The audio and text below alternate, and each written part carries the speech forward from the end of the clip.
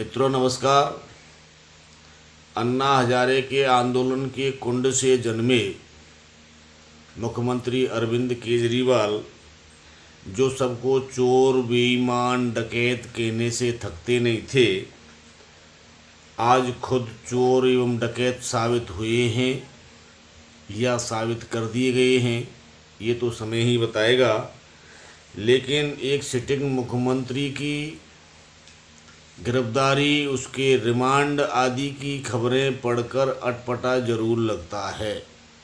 और इस हम कर भी क्या सकते हैं, हमारे पास कोई चारा भी नहीं है, क्योंकि हमारे पास केवल एक ही अधिकार है, वोट डालने का। वोट डालने के बाद फिर ये किसकी सुनने वाले हैं, ये अपने मन की ही करते हैं और करते आए हैं और शायद ऐसे ही करते रहेंगे।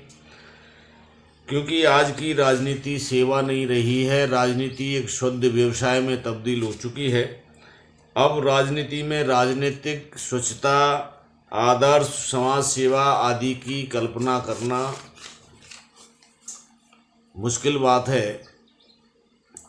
अब सवाल ये उठता है कि केजरीवाल ने शराब नीतियों में अगर परिवर्तन करके अनैतिक लाभ उठाया है, राजकोष को नुकसान पहुंचाया है, तो उसे निश्चित रूप से सज़ा मिलनी चाहिए। ये कानून का तकाजा है। कानून यही कहता है कि चाहे वो कोई भी हो, अगर वो दोषी है तो उसको सज़ा मिलनी चाहिए। लेकिन इसके साथ एक सवाल उठता है कि क्या भारत में अन्य कोई मुख्यमंत्री, मंत्री, नेता, अफसर भ्रष्ट नहीं है? अकेले केजरीवाल ही भ्रष्ट हैं? और ऐसा तो संभव नहीं हो सकता। अकेले स्वच्छ भारत मिशन और जल जीवन मिशन की ही बात करें तो इन पर बड़ी भारी पैसा खर्च हुआ है, इन पर भी जांच होनी चाहिए।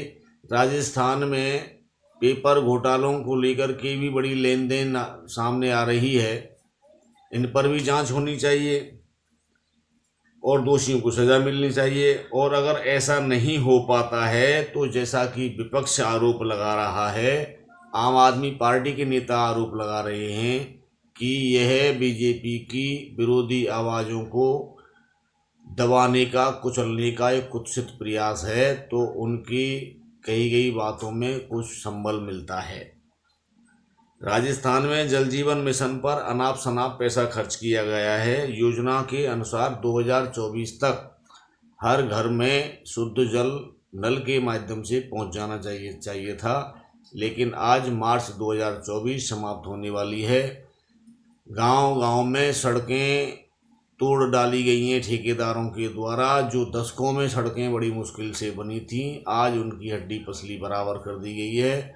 गांव-गांव में करोड़ों रुपए खर्च कर बड़ी बड़ी टंकियां बनाई गई हैं, लेकिन वो शो पीस बनी हुई हैं और गंदगी के ढेर लगे हुए हैं। कीचड़ में बदबू उड़ रही है, मच्छर पैदा हो रहे हैं, लोग बीमार हो रहे हैं। ये गरीब जनता का पैसा, टैक्स का पैसा, आम आदमी का पैसा, ये जल जीवन मिशन और स्वच्छ भारत मिशन के नाम पर बर्बाद कर दिया गया। इसका हिसाब किताब कौन लेगा? इसकी भी जांच होनी चाहिए, दोषियों को सज़ा मिलनी चाहिए। स्वच्छ भारत मिशन की बात करें तो जिले की जिले और तहसील की तहसीलें ODF घोषित कर दी गई। बावजूद इसके आज भी आप गांव में जाकर के देख लीजिए, सुबह और शाम महिलाएं कतार के रूप में हाथ में लोटा लेकर जंगल जाती हुई दिखाई दे जाएंगी आपके लिए। और गांव-गांव में स्वच्छता के नाम पर सार्वजनिक शौचालय जो बनाए गए हैं, वो शौचालय भ्रष्टाचार और सांठ-गांठ की भेंट चढ़ गए हैं। ग्राम जल स्वच्छता समितियों का कहीं अता पता नहीं है, क्योंकि ये ग्राम जल स्वच्छता समितियों की देखरेख में ही इन जल जीवन मिशन का कार्य होना चाहिए था। तो सरपंचों ने ठेकेदारों से मिलकर इन ग्राम जल स्वच्छता समितियों का गठन इसी प्रकार से किया कि किसी को पता नहीं चला, चुपचाप कागज बनाए और ऊपर भेज दिए गए और सरपंच को कमीशन मिल गया। इतना सब कुछ होने के बाद भी अगर अकेले केजरीवाल पर कार्रवाई होती है तो इसमें सवाल उठना लाजमी है। जांच सभी जगह होनी चाहिए, जो भी चोर हो, जो भी बेईमान हो, जहां भी वित्तीय लेन देन, अनियमित वित्तीय लेन देन हुई हो, वहां पूरी जांच होनी चाहिए। मित्रों,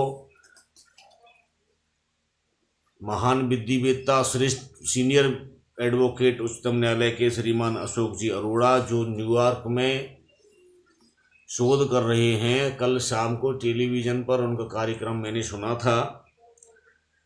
उन्होंने बड़े गंभीर आरोप लगाते हुए कहा है कि आज रूल्स ऑफ लॉ मौजूद नहीं है। सुप्रीम कोर्ट पर आक्षेप लगाया है। वो कहते हैं कि सीनियर वकील तुषार मेहता, कपिल सिब्बल, मुकुल रोहतगी, हरीश साल्वे, यहाँ तक कि CGI चंद्रचूड़ उनके जूनियर हैं और उन्होंने उनको पढ़ाया भी है। वो कहते हैं कि आज रूल्स ऑफ लॉ की जो स्थिति खराब है उसके लिए ये सीनियर वकील जिम्मेदार हैं। वो यही नहीं ठहरते, वो ये भी कहते हैं कि अर्णब गोस्वामी की किसी भी हालत में जमानत नहीं होनी थी, नहीं, और उनकी जमानत हो गई। और मनीष सिसोदिया के संबंध में वो कहते हैं कि एक न्यायाधिपति ने यहाँ तक भी कहा था कि ये कोई केस है 5 मिनट में उड़ जाएगा, लेकिन मनीष सिसोदिया की जमानत नहीं हुई। मित्रों, वो यहाँ तक भी नहीं ठहरते और आगे कहते हैं कि SBI के इलेक्ट्रोल बॉन्ड के संबंध में जो सुप्रीम कोर्ट ने आदेश निकाले थे कि उनको तत्काल उनका रिकॉर्ड उपलब्ध कराया जाए, लेकिन केंद्र सरकार की मंशा के अनुसार SBI बैंक के चेयरमैन सुप्रीम कोर्ट से 4 महीने का वक्त मांग रहे थे। कदाचित वो इसीलिए वक्त मांग रहे थे कि जब तब तक लोकसभा के चुनाव संपन्न हो जाते, लेकिन सुप्रीम कोर्ट के सख्त रुख अख्तियार करने के बाद 24 घंटे में उन्होंने जो इलेक्ट्रोल बॉन्ड का रिकॉर्ड उपलब्ध कराया, उसी में से एक शरत रेड्डी नाम के व्यक्ति का नाम सामने आया है, जो बड़ा शराब व्यवसायी है, शराब माफिया बताया जाता है। उससे बीजेपी ने 55,000 करोड़ रुपए चंदा के रूप में लिए हैं। तो ये 55,000 करोड़ रुपए लेने के बाद बीजेपी कौन सी दूध की धुली रह जाती है, ये भी एक सवाल उठता है और इस पर भी बीजेपी के नेताओं को जनता के सामने अपने विचार व्यक्त करने चाहिए।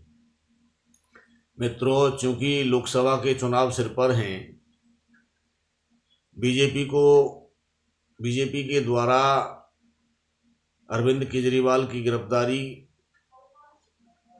करवाने से निश्चित रूप से उनको नुकसान उठाना पड़ेगा और केजरीवाल को दिल्ली, पंजाब और हरियाणा में लाभ मिलने की पूरी गुंजाइश है, क्योंकि उनके साथ सहानुभूति उमड़ रही है। आम आदमी केजरीवाल के साथ जुड़ता हुआ दिखाई दे रहा है।